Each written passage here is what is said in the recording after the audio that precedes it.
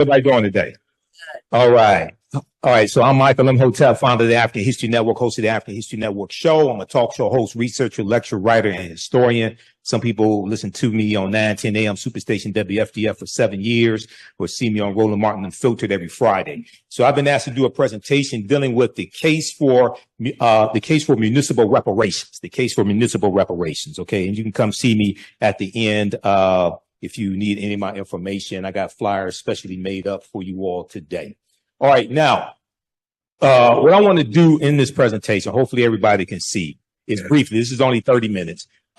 These are some key points that I want to deal with in this presentation. I speak across the country. I've spoken on multiple platforms dealing with reparations, including the California Reparations Task Force final report that came out June 29th, 2023.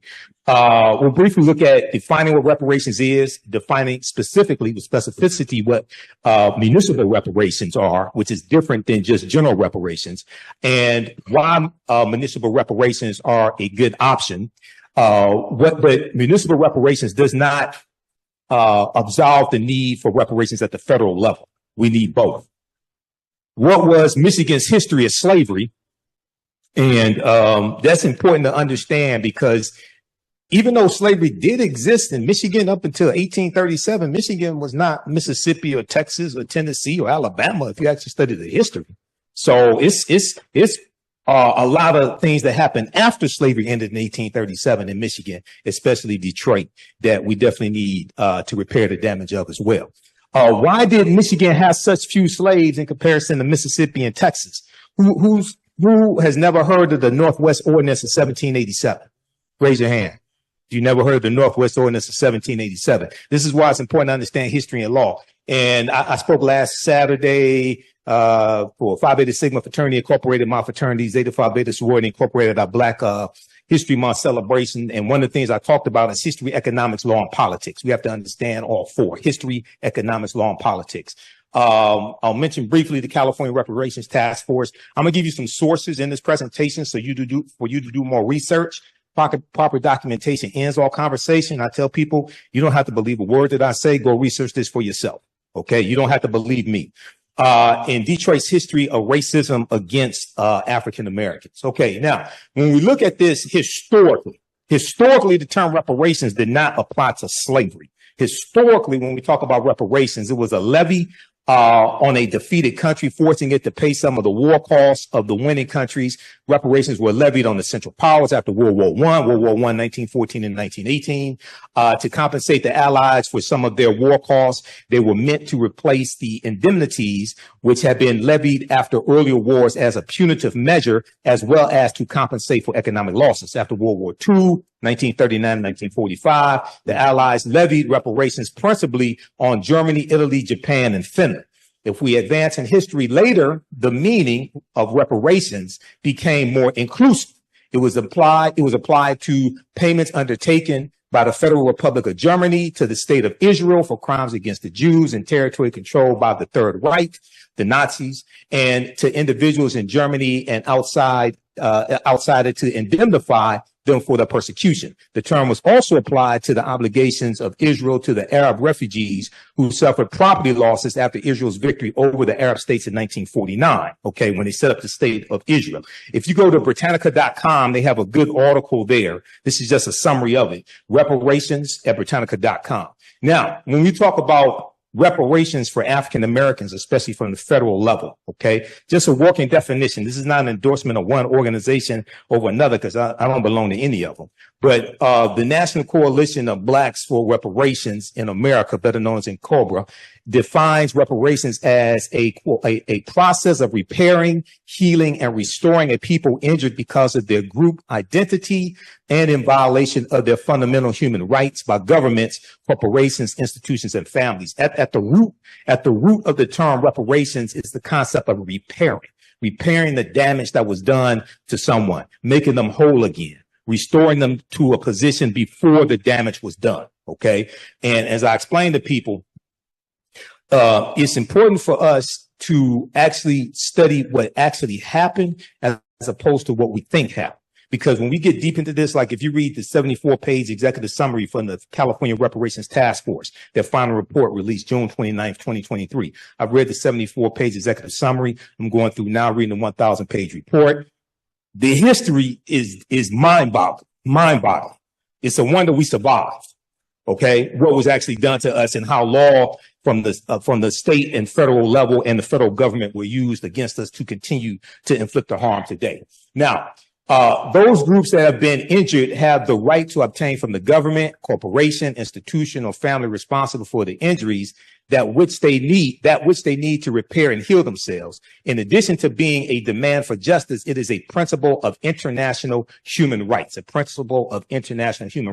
As a remedy, it is similar to the remedy for damages in domestic law that holds a person responsible for injury suffered by another when the infliction of the injury violates domestic law. Okay. Examples of groups that have obtained reparations include Jewish victims of the Nazi Holocaust, coming from Germany, reparations primarily coming from Germany.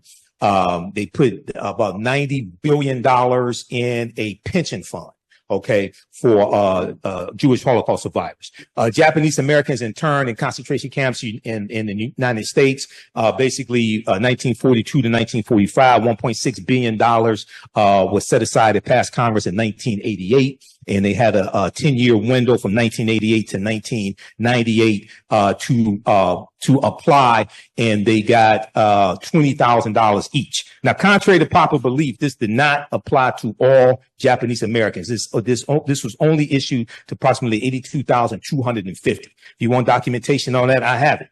And that only applied to the Japanese Americans who were actually survivors of the internment camps, or those who had to evacuate. It did not apply to all Japanese Americans in the United States from 1998 to 1998. Alaska Natives for land, labor, and resources taken victims of the massacre in Rosewood, 1923, January 1923, whole town of about 200 African Americans was wiped out. That land was taken, and the city of Rosewood was removed from the maps. If you study the history, John Singleton directed a movie in 1997 called Rosewood. Excellent movie. A lot of fiction in it, but excellent movie.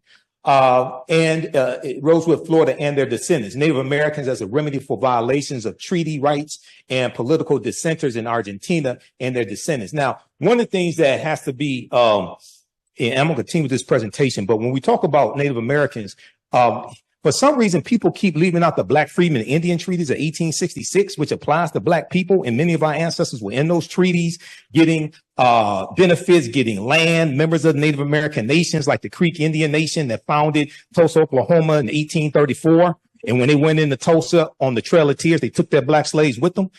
Those treaties are still in effect today. And for some reason, we ain't trying to enforce those, except for Demario Solomon Simmons and Dr. Claude Anderson. But I don't understand why we not trying to enforce laws that are still on the books now being enforced for the Choctaw, Chickasaw, Creek, Cherokee, and Seminole Indians. So you can go to Incobra's official website as well, official IncobraOnline.com for more information on this. Once again, this is not an endorsement on one reparations group or another. I don't belong to any of them. I'm just here doing a presentation. Okay, now, what are municipal reparations? Now, part of the confusion dealing with municipal reparations is probably one, because it's so new, and the city that led the way for municipal reparations at the city level would be Evanston, Illinois in 2021. I know Robin Ruth Simmons. I just interviewed her for the second time on the African History Network show Monday. This past Monday, she was the alderwoman at the 5th Ward alderwoman who spearheaded this reparations initiative in Evanston, Illinois. Municipal reparations deals with using policies, ordinances, etc., at the local city level to repair the city damage of discriminatory policies the city used to inflict harm upon a specific population. Generally speaking, the municipal reparations deals with a city repairing the damage that the city is responsible for doing, okay, throughout history. The cities across the country don't have the resources to repair the damage that the federal government did. But oftentimes they can repair the damage or at least some of the damage that the city is responsible for, based upon laws and policies put in place. Municipal reparations deals with the city repairing the damage the city was responsible for causing, not repairing the damage the federal government was responsible for. Okay, now, I think one of the problems that causes confusion with municipal reparations, and I'm not one that really advocates, this may go outside the circumference of some people's awareness, but I'm not one that really advocates using the term reparations a lot, and I'm going to explain why. Okay, especially in this climate, in this country, with the attack on diversity, equity, and inclusion, with affirmative action and college admissions just being overturned by a 6-3 conservative Supreme Court that Donald Trump put in place. Okay, with what's going on down in Florida. Okay, you know, I liken it. Let me calm down. I liken it to this. Has anybody ever studied the history of slavery in this country? Raise your hand. I'm not going to give you a quiz. Just raise your hand. Who wants to answer this question? You don't have to come to the mic. Why did most slaves who run away at nighttime and not in the daytime? Don't everybody answer the question at the same time?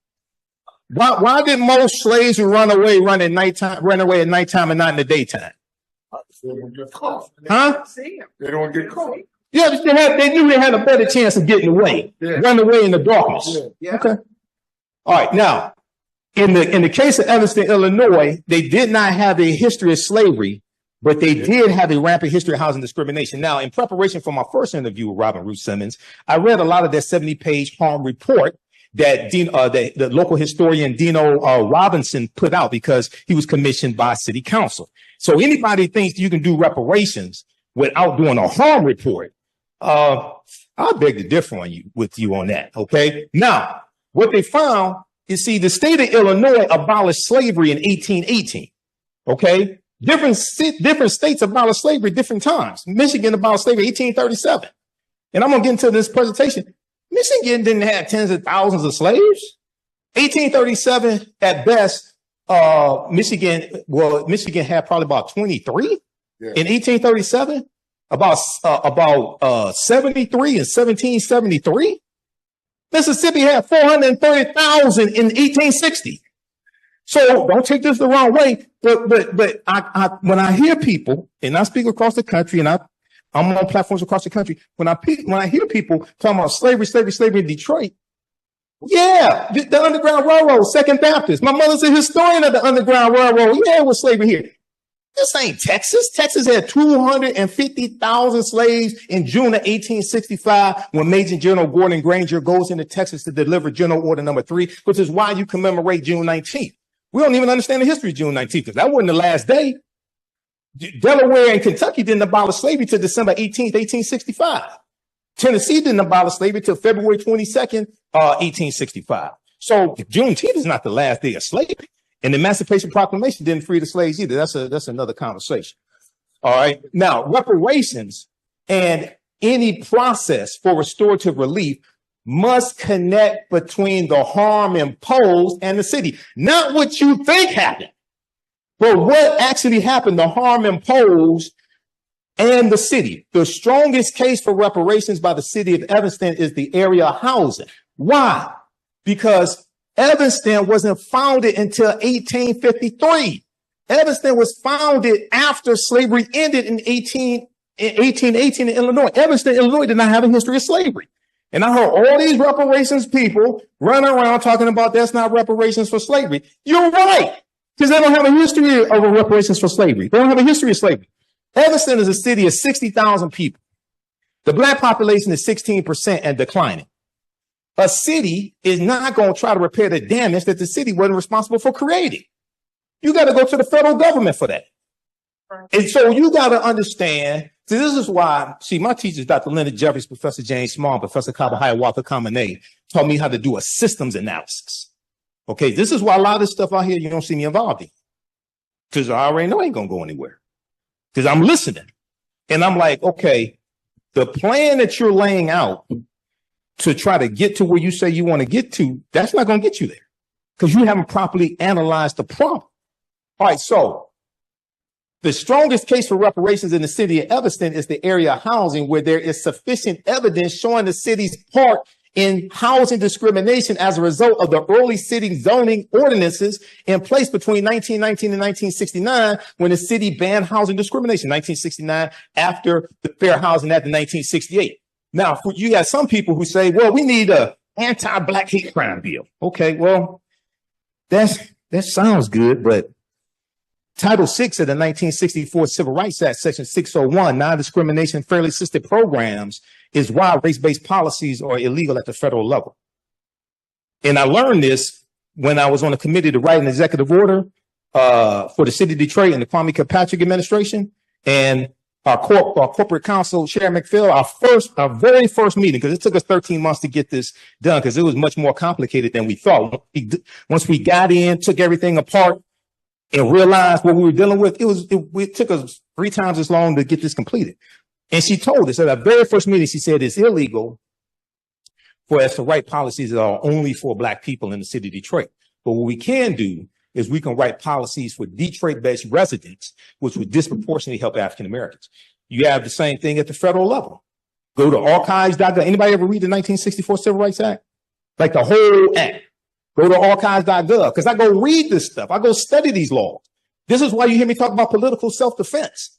If everything they do to us, they use the law to do it. And then when they get caught breaking the law, they go hire an attorney at law to defend them in the court of law. So doing a systems analysis, that would tell me we need to understand the law better than they understand the law and learn how to disarm them of that weapon. That's political self-defense. All right, now go to because this is on the City of Evanston, Illinois website. All this information dealing with what they did. You can read that. cityofevanston.org. Okay. All right. Now, compared to federal and state governments, courts, or private institutions, municipalities are the most suitable for reparations. Most suitable for reparations at the local level. Here's why. 2 reasons why. Of the various levels of government, they are the proper locus for 2 reasons. First, as Howard University political scientist Dr. Nyambi Carter explains, and I know Nyambi, we've been on Roland Martin and Filtered Together before. She said there is a political will for reparations present in municipalities at the locals in the cities that is absent at the gridlock state and federal level. So the first thing you have to understand in doing a systems analysis is what is needed to advance what you say you want. How many votes are needed? How many votes does it take to get a bill passed in the House of Representatives? Who can tell? Don't everybody speak at the same time. Who can tell me? 218. Bomani got it. All right.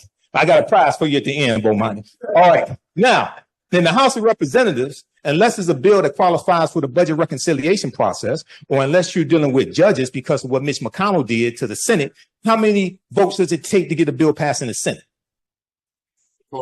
Page 60. Okay. No Republicans in the Senate support reparations. So how you going to get a reparations bill passed? No Republicans, not even the black one, not even Tim Scott supports reparations. He was the first one that came out and said he wasn't voting for it. And none of the black Republicans in the House of Representatives support reparations either. So how you going to get it passed? Okay. I'm going to tell you how you get it passed, but hold on. Let's continue. Now, Dr. Nyambi Carter said, it's really local activists and local actors, members of city councils who are empowered in ways in their small communities to do things and to act outside of what the state would do and even the nation would do. Dr. Nyambi Carter, how you doing, brother? You all right? All right. So at the local level is where we have more power. At the local level is where we have, so in the House of Representatives, there are 435 members in the House of Representatives. There's we make up only about 12% of the House, and we make up 3.5% of the Senate. And I say 3.5% because half the time Senator Tim Scott don't act like he's black. So you get so that's what you have in the Senate. Okay, but across the country, our city councils 60, 70, 80%. Okay, now the reason why they're in place is because African Americans organized and voted and put them in place. And many of them, like in the city of Detroit, saw that because black people were harmed by policies from the city of Detroit, it was their duty to use their political power to do something about their harm. Now, if you're black and you get elected and you don't do anything to help the people put you in office and repair the damage, then what the hell good are you? Okay, So that's why at the local level for municipal reparations, there's more power, and that's why there's been more movement. That does not mean we don't need repairing of the damage from the federal level. That means you're going to have to use another strategy, and it's not going to happen anytime soon. Okay? Now, by contrast, former U.S. Representative, the Honorable John Conyers, introduced a reparations bill in every session of Congress from 1989 until his passing in October 2019. But these bills never came to a vote. The farthest H.R. 40 has made is out of a budget, is out of a House subcommittee. And that was in like 2021. That's the farthest it's gotten.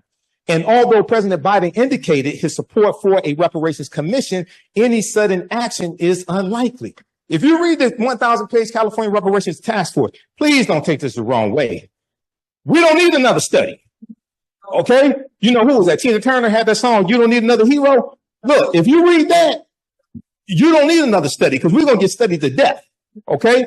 Now, I'm talking about at the federal level. You don't need another study at the federal level. Each municipality needs to do a harm report about what specifically happened in that city. Okay, now, this federal reluctance isn't entirely lamentable.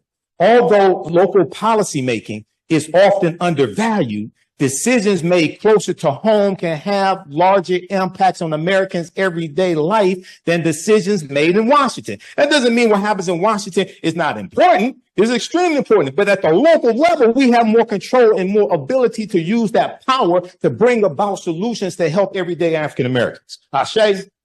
All right, now, the second reason Dr. Nyambia Carter lays out, political scientists. Municipalities provide the opportunity for community-centered reparations that other levels of government do not.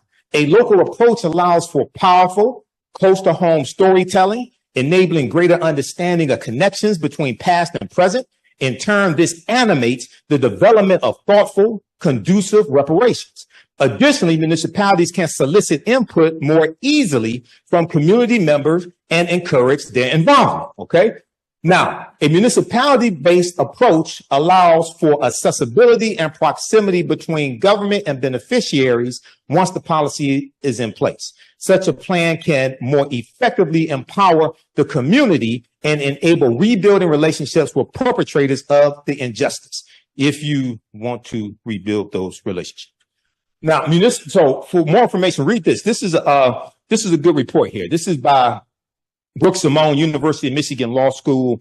It's called Municipal Reparations, Considerations, and Constitutionality. That's on pages 350 to 351.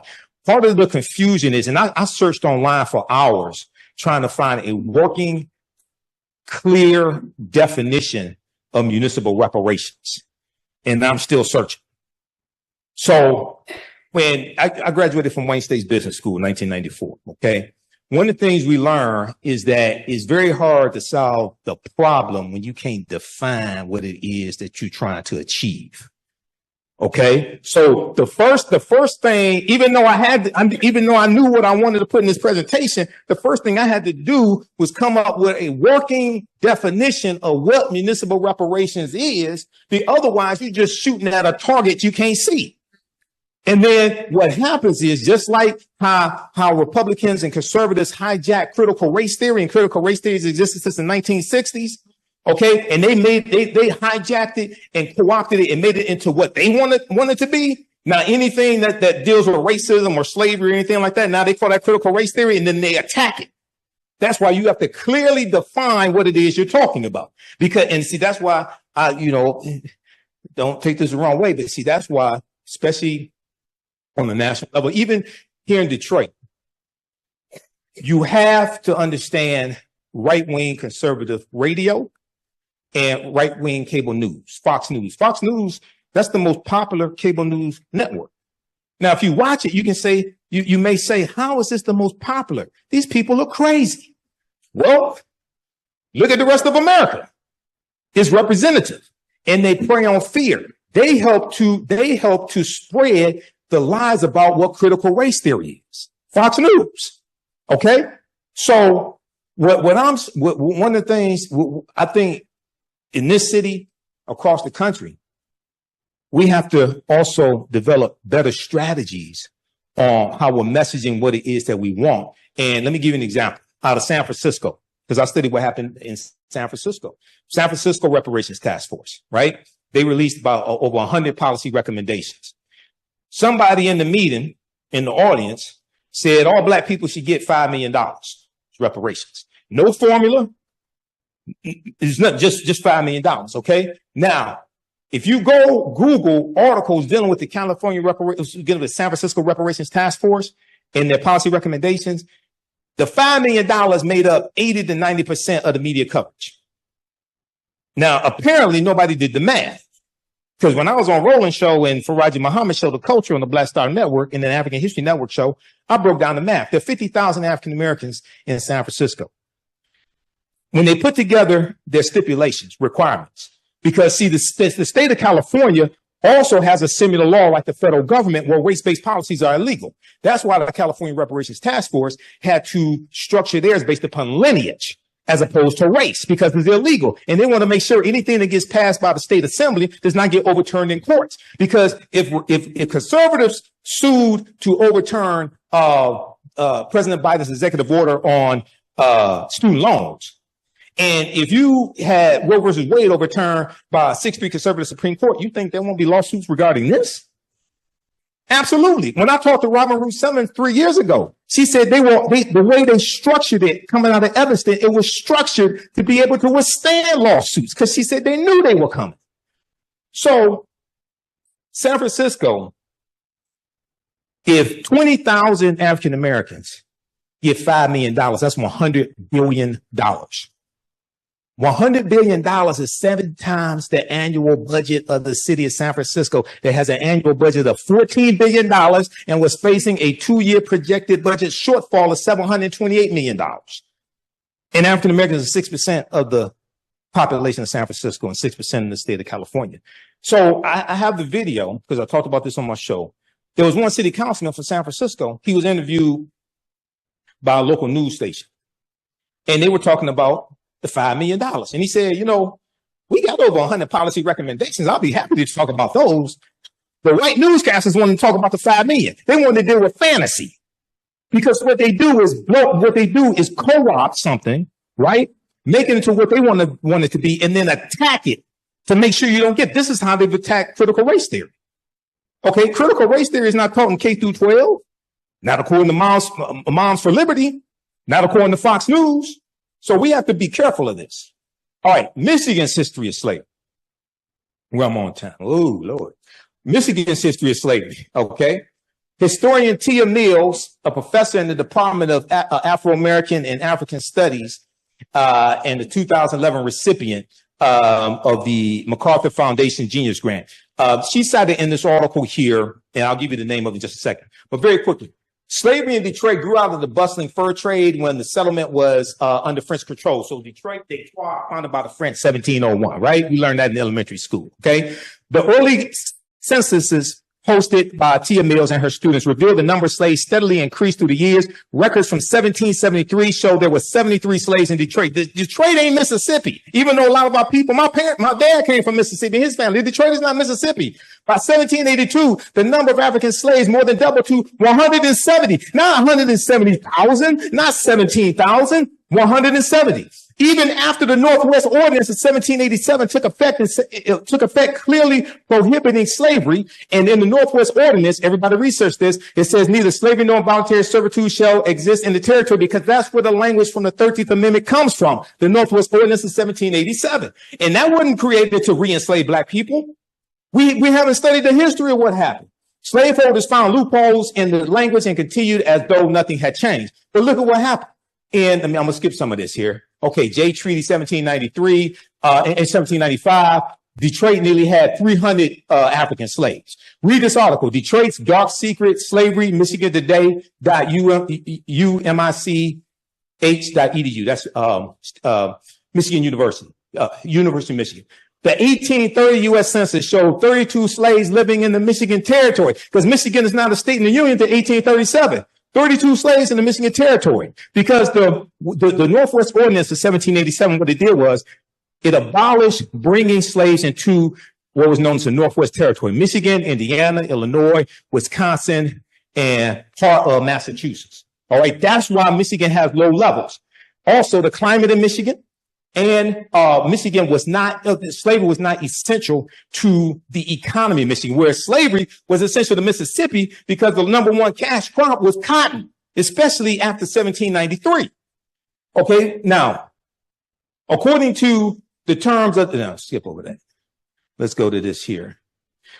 Although the treaty seemed to violate the Northwest Ordinance of 1787, which prohibited slavery northwest of the Ohio River, the original settlers in the region were allowed to retain their slaves since they were considered private property. Michigan's territorial judge, August B. Woodward, that Woodward Avenue is named after, in Detroit, mandated that no new slaves could be introduced into the territory, and gradually those who remained would either be emancipated or die, so that by 1837, when Michigan became a state in the Union, and they had a new state constitution that was created, there were only 3 slaves residing in the state of Michigan.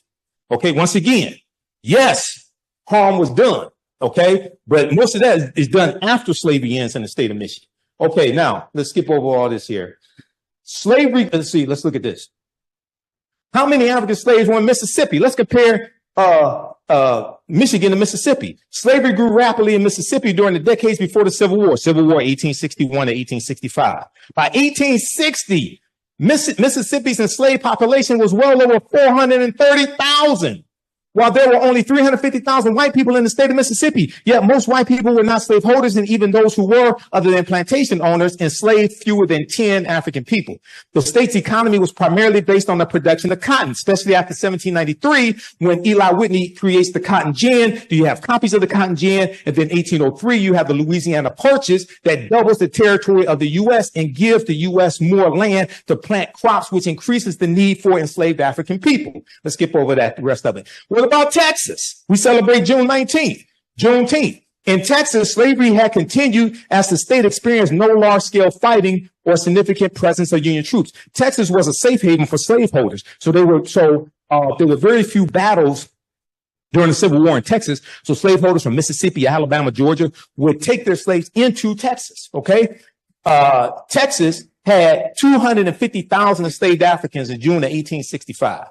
All right. Now, although emancipation didn't happen overnight for everyone, in some cases, enslavers withheld the information until the harvest season. The next harvest season, celebrations broke out among newly freed Black people, and Juneteenth was born. Read this article from history.com, official website of the History Channel. What is Juneteenth? Juneteenth and slavery in Texas. Okay. Now, read this article here dealing with the California Reparations Task Force. There's a link in the article to the full report, as well as the 74-page executive summary. California Reparations Task Force releases final set of recommendations, June 29, 2023, CNN.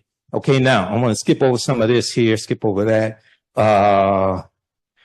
The task force the California Reparations Task Force hired a panel of experts, including economists, to calculate what Black Californians have endured through their formula, because they created a formula to do this. They determined that an eligible person could be owed up to $1.2 million.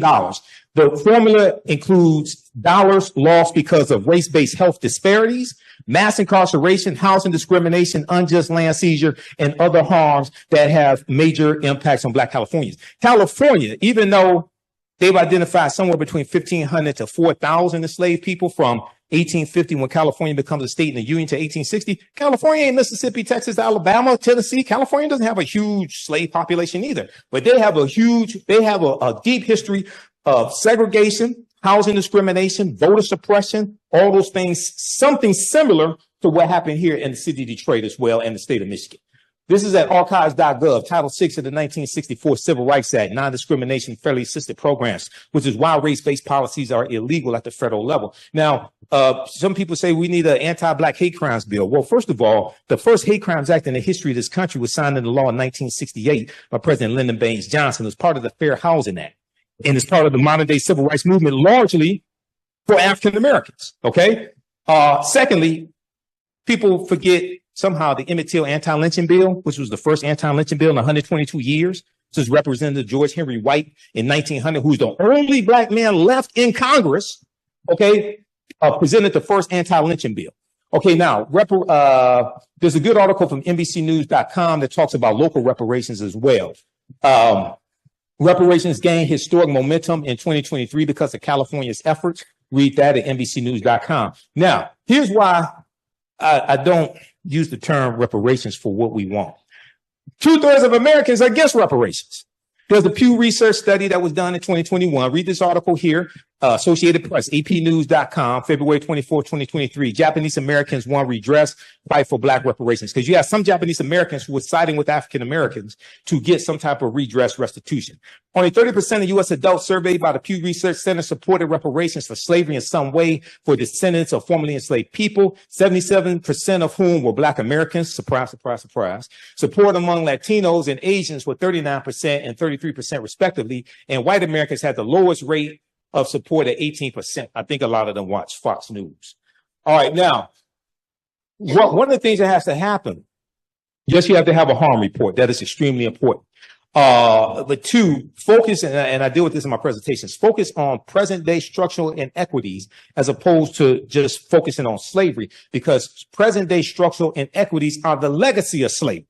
You have to deal with the laws and policies that were put in place that brought you to where you are and inflicted the harm. You can trace that back to slavery, Jim Crow, segregation. But many people mean well, but when I hear people just keep talking about slavery, slavery, slavery, I'm like, have you studied history from 1865 to like 2024 and what was put in place? Show how these policies are beneficial for everyone, not just African Americans, since most of the people that got a vote on this, especially at the state, in the state legislature, okay, at the federal level, most of the people got a vote on this are not African Americans. So when you can show how these policies are also good for Americans, because policies that are good for African Americans are good for America in general, period. Okay. Now, last piece of evidence. Read this here, and I'm gonna sit down and shut up. Okay. All right. Now, California Reparations Task Force, unprecedented. They lay out unprecedented reparations, unprecedented history of 150 years of anti-Black harm. Okay.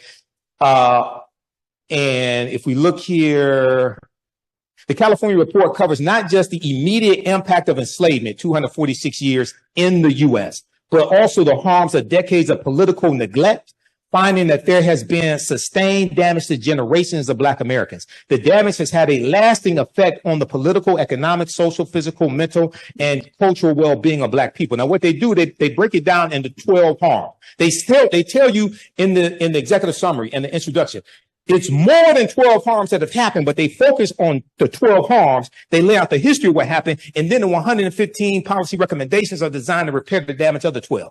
Enslavement, racial terror, political disenfranchisement, housing segregation, separate and unequal education, racism and environment and infrastructure, pathologizing the Black family, control over creative, cultural, and intellectual life, stolen labor and hindered opportunity. So a lot of that deals with in prisons, especially privatized prisons. Okay. Now, California did abolish privatized prisons right around 2020. Okay. That passed the state legislature and signed into law by Governor Gavin Newsom. 10, an unjust legal system. 11, mental and physical harm and neglect. 12, the racial wealth gap. Okay. Now, Detroit's history of racism. If we look at 1930, the housing crisis, African Americans in the city of Detroit was systemically shut out of the housing market due to structural racism. Redlining played an integral part in the housing crisis. 1940, 80% of Detroit residents abided by racial covenants. So that was written into the deeds of homes that the homeowner could only sell that home to non-African American people, non-Negroes, white people. Okay. And that locked us out, many of us, from buying homes and accumulating wealth through the increase in the value of the home. Okay, now, 1943 race riot, June 1943, during World War II, up and down Woodward Avenue, 1943 race riot, I-375, removal of Black Bottom, sanctioned police brutality, 1967 rebellion. That wasn't a riot, that was a rebellion. And we have rebellions all across the country.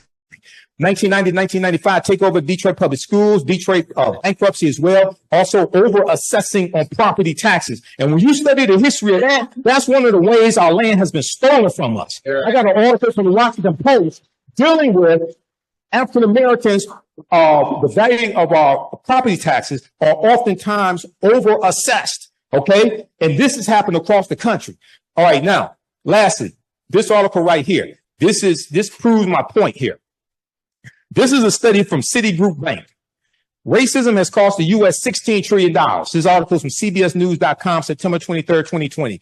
This article deals with how over a 20-year period of time, not 246 years, just from the year 2000 to the year 2020, racism has cost the U.S. economy $16 trillion. They break it down three ways. One, black workers have lost $113 billion in potential wages over the past 2 decades because they could not get a college degree. Two, the housing market lost $218 billion in sales because black applicants cannot get home loans. Three, about $13 trillion in business revenue never flowed into the U.S. economy because African-American entrepreneurs could not get access to bank loans. Then they go on to tell you, what's more, the U.S. could have $5 trillion in gross domestic product over the next 5 years if those gaps, which are laws and policies and others, were closed today, the study indicated, which means when you do good by us, that helps everybody. When you help repair the damage that's been inflicted upon African Americans, that helps everybody. Bantu Stephen Biko, one of our great South African freedom fighters, said the most potent weapon in the hands of the oppressor is the mind of the oppressed. We must take our minds back, and we do not ask permission to do it. All right, that's going to do it. I'm going to wrap up there. Imhotep Asante Sana. Thanks for your attention. Go to our website, AfricanHistoryNetwork.com, AfricanHistoryNetwork.com. Okay, there's a 10-week online history course called Ancient Kemet, the Moors, and the Ma'afa, Understanding the Transatlantic Slave Trade, what they didn't teach you in school. I teach the class on Saturdays, 2 p.m. to 5 p.m. Eastern Standard Time. Our next classes are Saturday, March 9th, Saturday, March 16th, March 23rd, and March 30th. Okay, and then we have a few more classes after that. The class is on sale, $80, regularly $130. We do the sessions live. All the sessions are archived and recorded. You can go back and watch this anytime. So even after the course is over with, you can go back and watch the entire class, okay? And we instead of 10 sessions, we're going to do at least 11, possibly 12. The course outline, the lesson plans for all 10 classes or 10 plus classes are laid out here. And I'll go through and update it periodically because we add a few additional subjects. But we take you through our history. We deal with thousands of years of history and what leads up to the transatlantic slave trade taking place. So we deal with archaeological discovery that have come out in the last 10, 20. So we deal with Egypt on the Potomac and how the layout of Washington, D.C. is based upon ancient African principles coming out of ancient Kemet, ancient Egypt. Kemet, one of the original names for Egypt, meaning land of the blacks. We look at the African origins of Star Wars and the Assyrian drama. There's an excerpt of an interview that I did with Professor Kaba Hiawatha Kamene, where we look at this information. We look at the Hannibal Barca and the Punic Wars, okay, and especially the Battle of Cannae, 216 BC. We look at Hannibal crossing the Alps, crossing the Pyrenees, 219 BC, but the Battle of Cannae, 216 BC. The Battle of Zama, 202 BC, where Hannibal Barca is defeated by Publius Cornelius Scipio. And Publius Cornelius Scipio takes the surname Africanus after he defeats Hannibal Barca at the Battle of Zama in 202 BC. Africa is not named after a Roman general. The Roman general took the surname Africanus after he defeated Hannibal Barca. And we know that Africanus is Latin, meaning belonging to Africa. It's Latin, meaning belonging to Africa. We look at the 800-year occupation of the Europes, of the Africans known as the Moors, who take the teachings from the Nile Valley region of Africa into Europe. And this is going to bring Europe out of the Dark Ages. Okay. And we see the rise of Spanish conquest. We look at Christopher Columbus, and Columbus is essential to the expansion of the transatlantic slave trade and the exploitation of indigenous people and the exploitation of African people also. Okay. So we go through and look at this history chronologically. We also look at the fake Willie Lynch letter 1712. Willie Lynch never historically existed. Wish we would just throw the Willie Lynch letter in the garbage can where it belongs. It's ahistorical. There are words in the Willie Lynch letter that didn't even exist in the early 1700s. Okay, the sentence structure, the syntax is not what they is not coming from England. That's 20th century sentence structure in their words from the 20th century, from the industrial and the automotive industry, things like that, that are in that letter. That was written about 1970 by Dr. Kwabena Ashanti, who's come out and admitted he wrote the Willie Lynch letter, and is Professor Manu Ampim, who I'll be interviewing later this month, who exposed Dr. Kwabena Ashanti as the author of the Willie Lynch letter. It's a fraud. Dr. Kwabena Ashanti meant well, but I think it's done more harm than good.